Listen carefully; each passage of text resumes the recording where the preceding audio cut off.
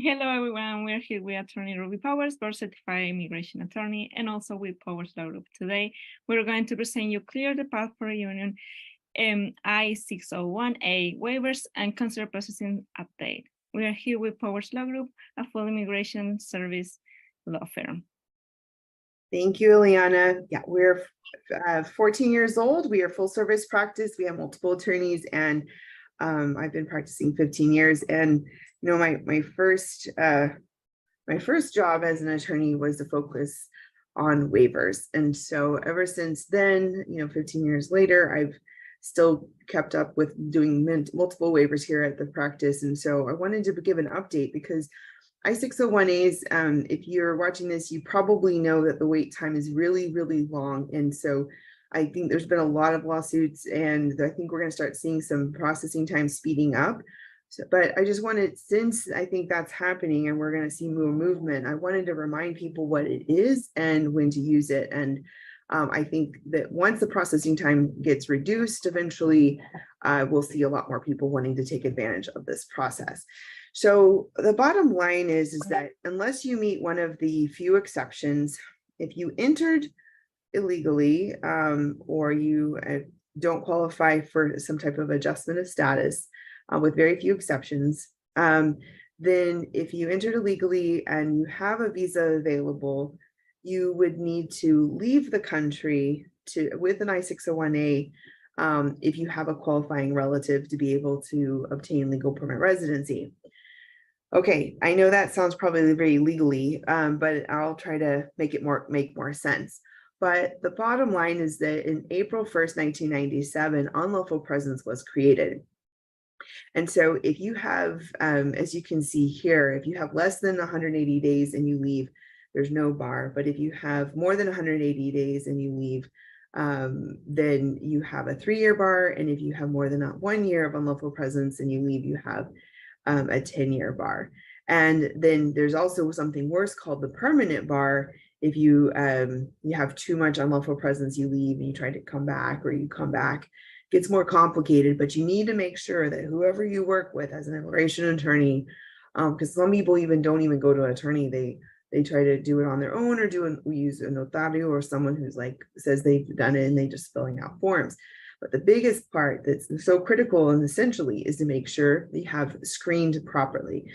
And I even teach this to law school, to other attorneys. And so, this is really, really important. And having been an attorney near the border, if you will, Houston, I've seen a variety of cases over the years of all different manners of people's entries and exits.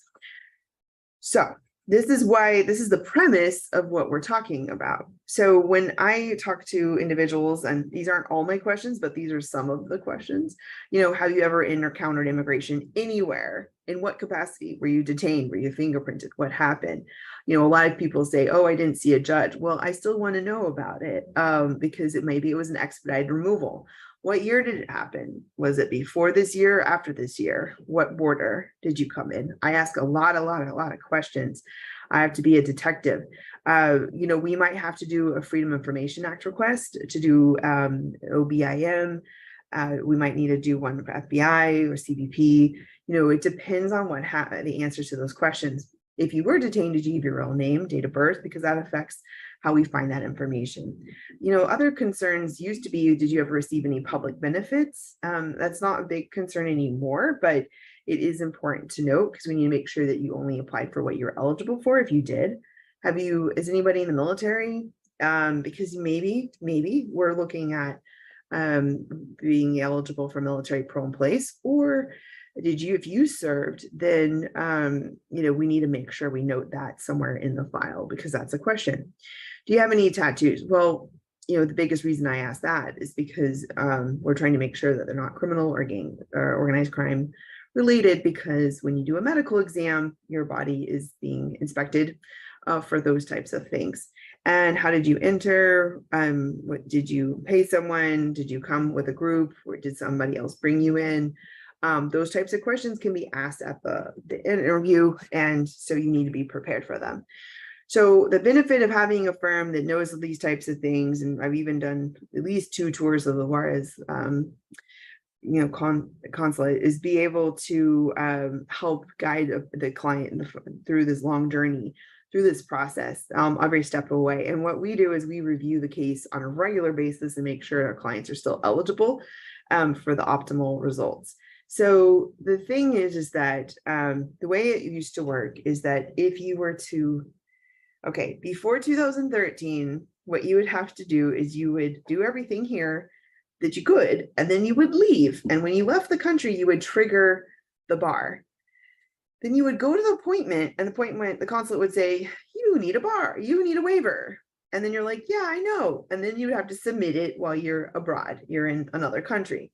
Now, the thing is, before 2013, it was all over the place. Like I think it was like Honduras was taking like 2 years.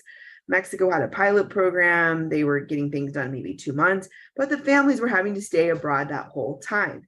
And so it was just like, nobody wanted to do this. And then enters Obama.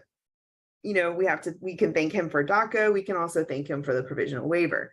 I remember this distinctly because I was in labor in February 2013, and I was doing tons of waivers, and I was like, are you serious? This is coming out. They announced it, and it started around March 2013. So I just had my second child, and she was a baby newborn, and I was like, oh my gosh, I've got to get back to work, because I knew there was going to be a lot of work along these lines. Everything worked out fine, but I can't believe we're already at the decade anniversary, of having the provisional waiver. So the Obama administration was basically like, look, hey, if you've got a pretty clean cut case and your only problem is unlawful presence, then we'll just let you do this waiver provisionally inside the US so you can minimize your time being outside the country.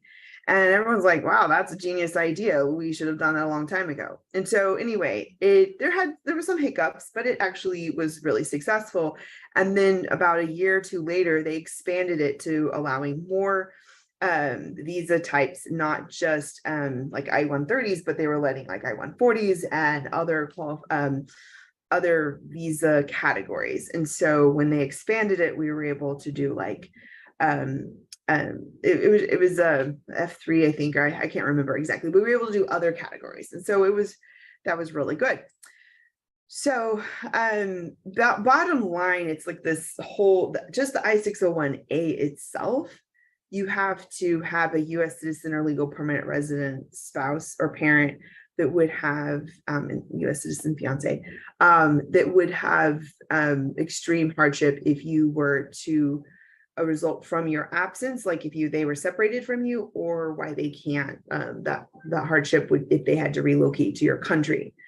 So at one point we had to prove both, but now we can just have to prove one or the other. Now children don't qualify as qualifying relatives. So that's the one that really throws everything off, because, it's more common that a person has a US citizen child than a US citizen parent, spouse, or legal permanent resident spouse. But we can use indirectly the children's hardship to the spouse or parent.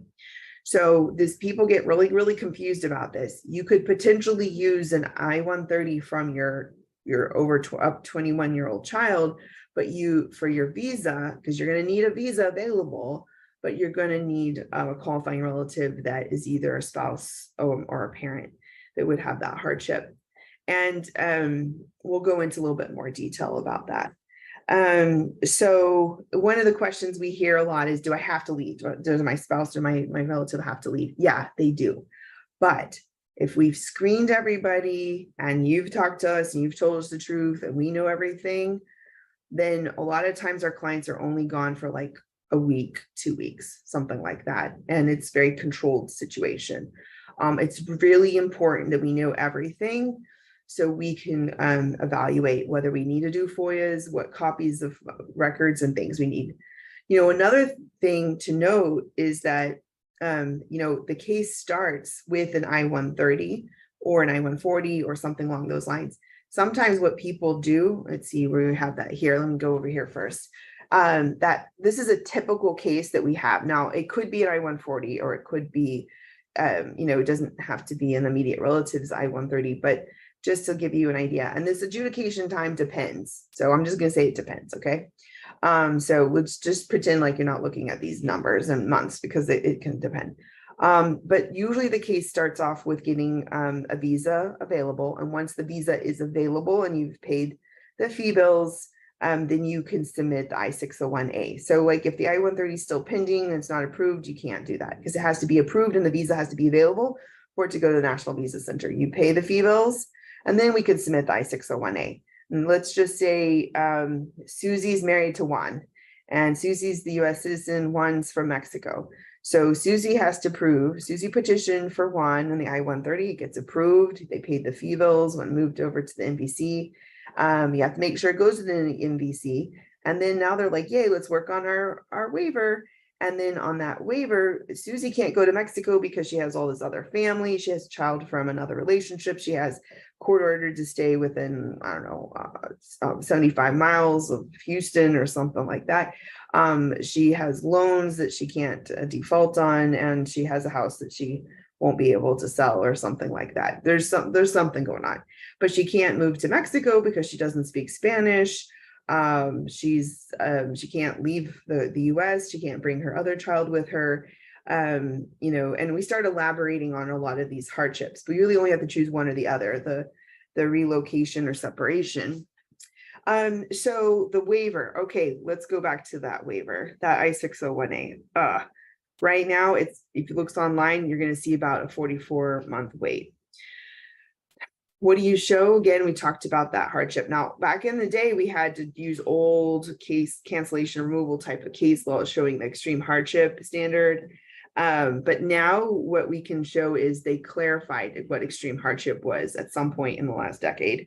And so now we're all on the same page. But here's some ideas to think about, like, family ties to the US, health, individual, financial factors, cultural, religious, good moral character, a lot of those. And it's the totality of the circumstances that we're looking at.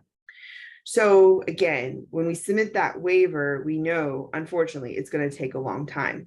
And then you have a choice. You could either start working on the rest of the National Visa Center process, or you could wait till the waiver gets adjudicated. I normally like to wait till the waiver gets adjudicated because if I do it too soon, then all this information is going to get old. For example, passports can get expired, and the passport number is what allows you to know the DS-260. When you do the DS-260, it's tied to your passport number. And then if it gets locked, anyway, it gets confusing. So what I would just say is, on their note, get the passport for the longest validity as possible when you're going through this process.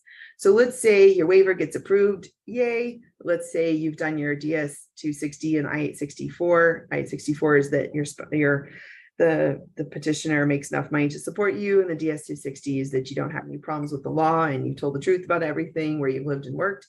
Then we're going to wait for an appointment. Well, when are we going to get an appointment? I don't know. It depends. It really depends on the post. They might be really busy, they might be backlogged, or they might be like, really fast.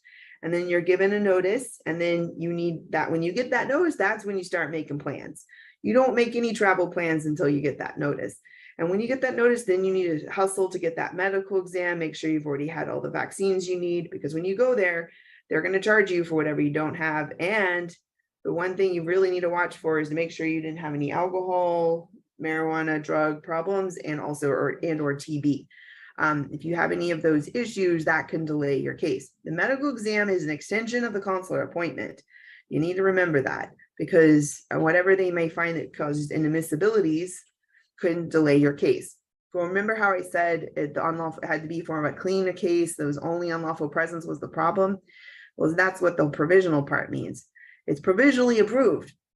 If they find some other problem, another inadmissibility, then they can cancel the I-601A, and then you would need to do new waivers all over again, and you're out of the country. So that's why you have to be screening, and you don't want to just put your life in the hands of anybody, because they need to know. It's like a surgeon. They need to know what to do. They need to have done this a lot, and they need to have a ton of experience in this to be able to guide you through this process and reevaluate your eligibility.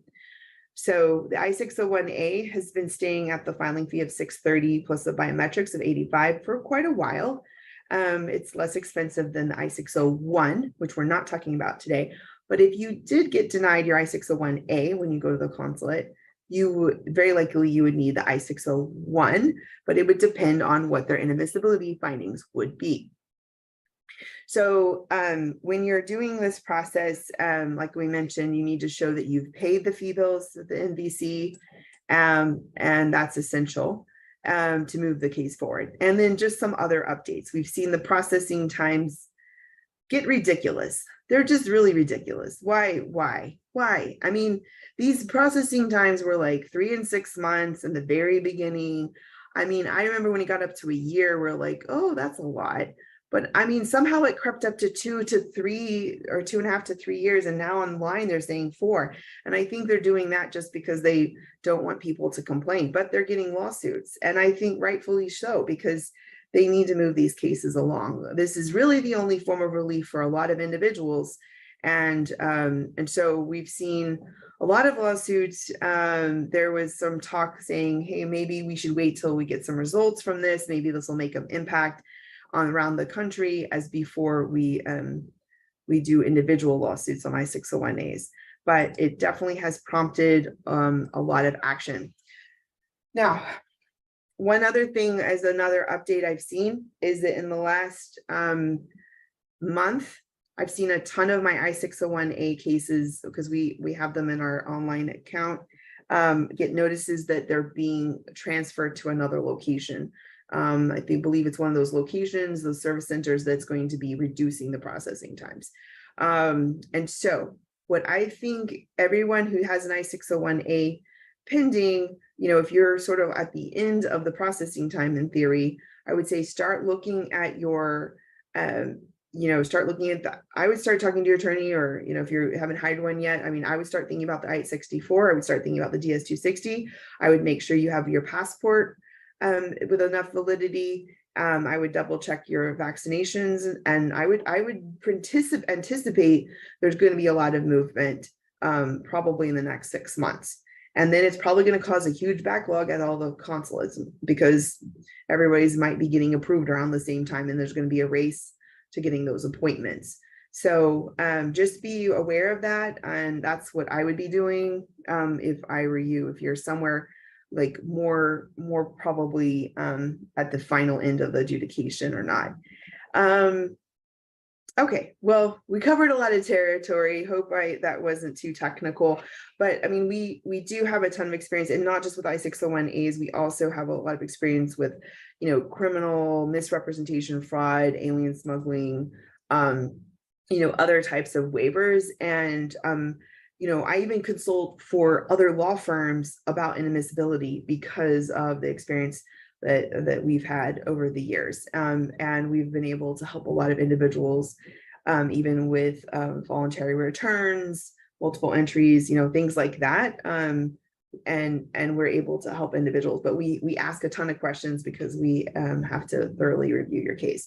So, okay, Ileana, what do they have to look forward to the rest of this month? Okay, so we only have 2 webinars left. That's crazy. And we hope to see you next week with national interest waivers. So keep watching us, also reach out, and if you want to see anything or any different topics, just tell us and we can make more webinars about it. And national interest waivers are a great opportunity for people to obtain a green card without a job offer or a sponsor. And it's been made a little bit more accessible and easier, a little bit easier to obtain. But we, in a consultation, we can evaluate your resume and your credentials and let you know how close you are to being eligible, or if you need to wait a little bit longer. But it's a great opportunity. It does take time, and so there is a bit of a processing. So don't wait till the last minute, but we do have a lot of experience with that.